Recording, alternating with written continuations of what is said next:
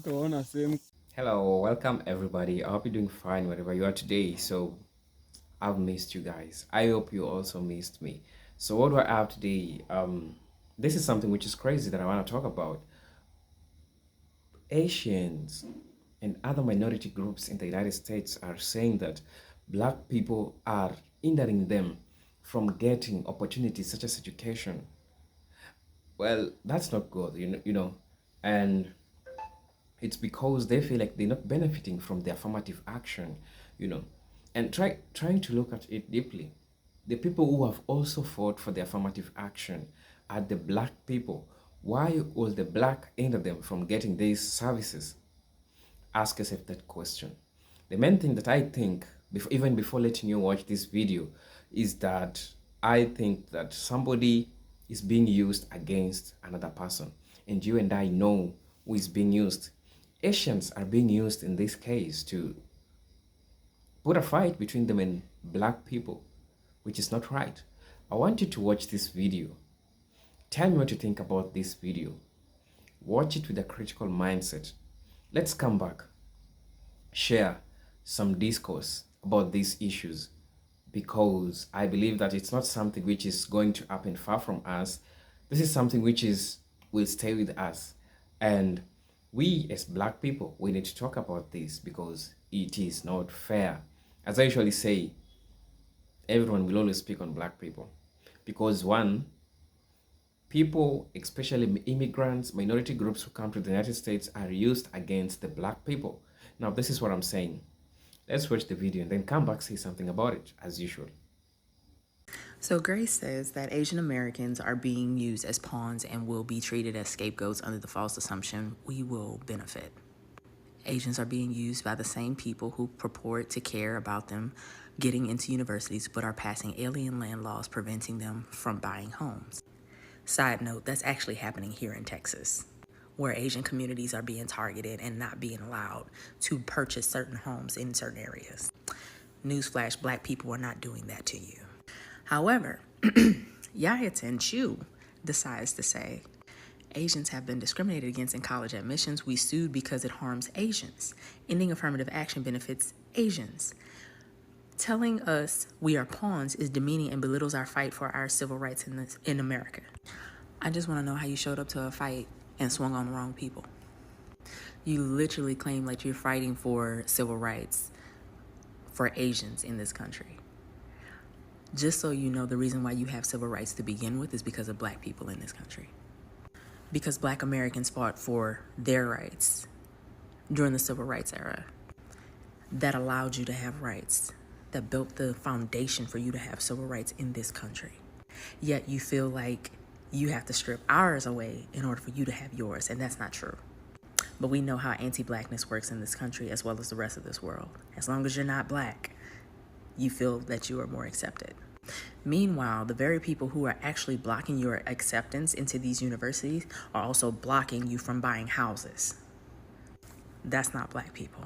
We could also talk about how many communities have entered into our communities due to redlining and racism in this country, where you are not allowed to be a part of these groups that are blocking you from getting into colleges in their neighborhoods. You were not allowed to share their spaces, so they forced you into ours, where even we were not allowed to establish businesses, but you were. And you were able to profit off of our communities while not feeding into our communities. Yet we were the problem. This is going to backfire so tremendously. And then once again, you will try to blame us instead of who was doing the most damage to your community to begin with. You're fighting the wrong people. And just like white women with Roe v. Wade, you're going to end up regretting your decision.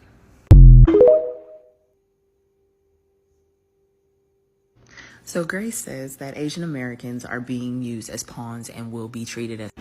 I want to add one thing that I think a lot of people are forgetting here. If you go back to Nazi Germany, you want to know who the model minority was? Jewish people. And I don't need to tell you what happened to them. Just because you align yourself with whiteness does not protect you. As we can see, they're just coming up with laws to discriminate against everybody. Everybody's getting it. And white supremacy knows that if they throw this one group a bone, then that group will fight on their behalf. And that's what we're seeing. And then at the same time, they know they can convince these people, let's say Asians in general, to fight on the behalf of whiteness, while at the same time, they'll be slowly taking away your right. And you won't even see it coming. You won't even see it coming. Because wait until they blame you. Wait until they're like, it's the Asians' fault. Just wait. What are you going to do then? Because at this point in time, I'm kind of like, as a black person, I'm kind of like, fuck y'all. Y'all on your fucking own. Because why do we have to do all the work? We bring you this far. We bring everybody this far. Yet you still hold on to your anti-blackness?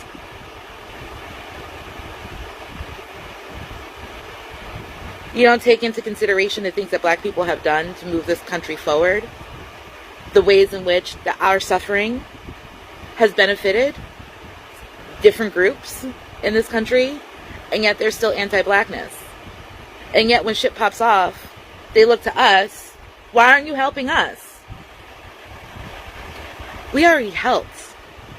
We already helped. We've been helping. We've been doing this for centuries. Y'all now just realizing, oh, now that you're really truly the other and whiteness doesn't want to include you, they want to actively exclude you, now you want to come and you want our help? No. At this point in time in my life, I'm like, I'm over it.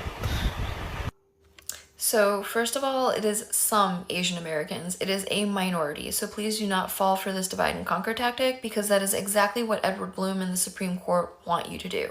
Edward Blum wanted Asian Americans to blame black people for their not getting into college, and Edward Blum and the Supreme Court want black people to blame Asian Americans for affirmative action being banned. But 70% of Asian Americans support affirmative action. And if you break it down by ethnicity, among Japanese Americans, I think that the approval is as high as 86%.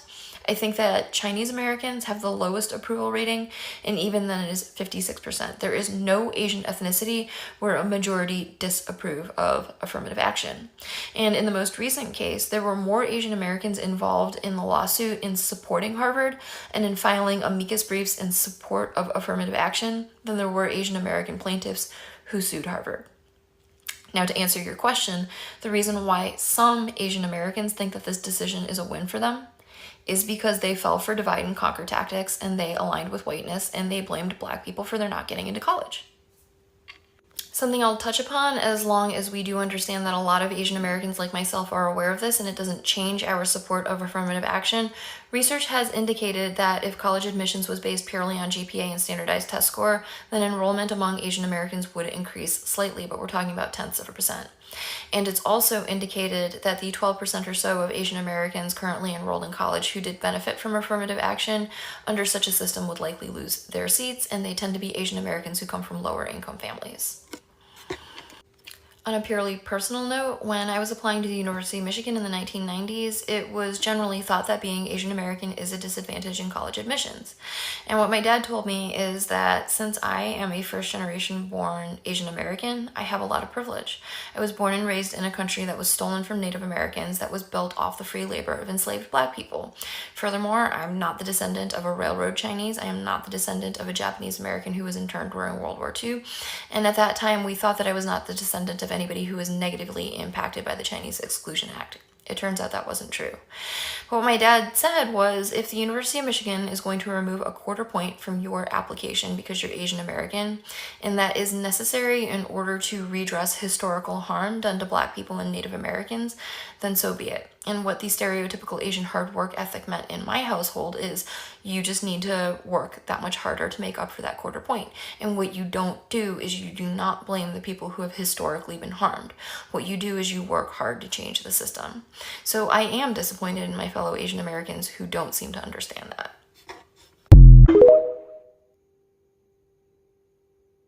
So this ban on affirmative action earlier today is being marketed in the news as a win for the Asian American community. And I'm not quite sure about that.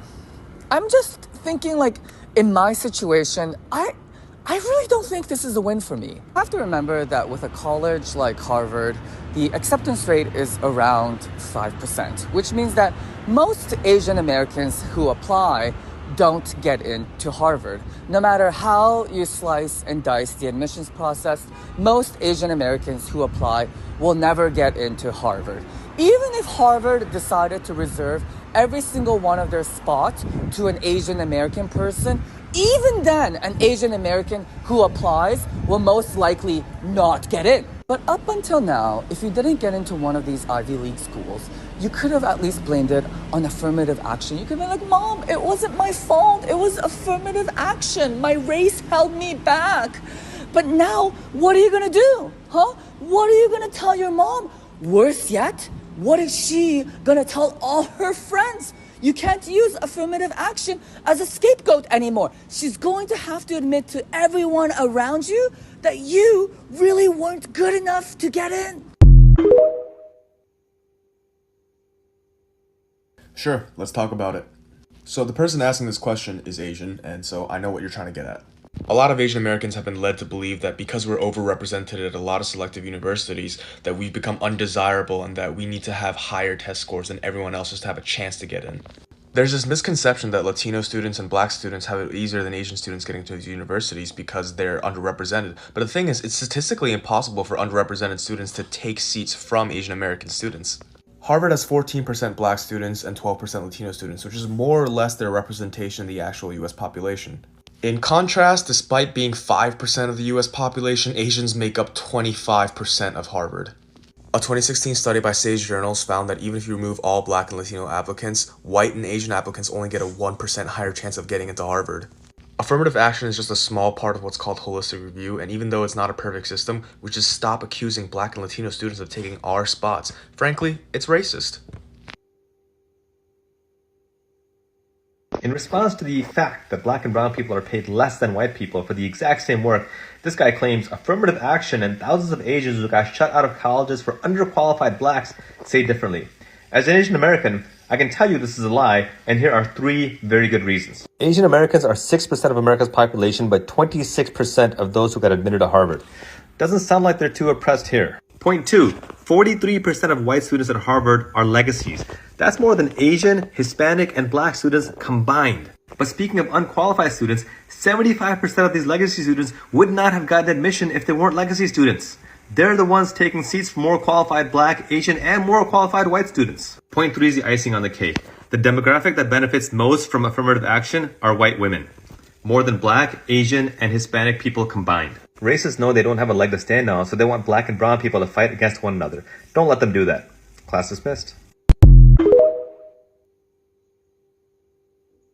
As an Asian who went to Harvard College then law school, I'm going to tell you exactly what the Supreme Court ending affirmative action today really means, and specifically what you should be doing if you're applying to college as a minority. First, the breaking news is that affirmative action, even if meant to promote racial diversity, now officially, legally equals racial discrimination. How? Because the court says college admissions is a zero-sum game. There are only so many spots, so if you give extra points to one minority, then another minority group loses, which is argued happened to Asians at Harvard. If there's one quote you remember, it should be this: students must be treated based on his or her experiences as an individual, not on the basis. Welcome back. Something that kind of worries me.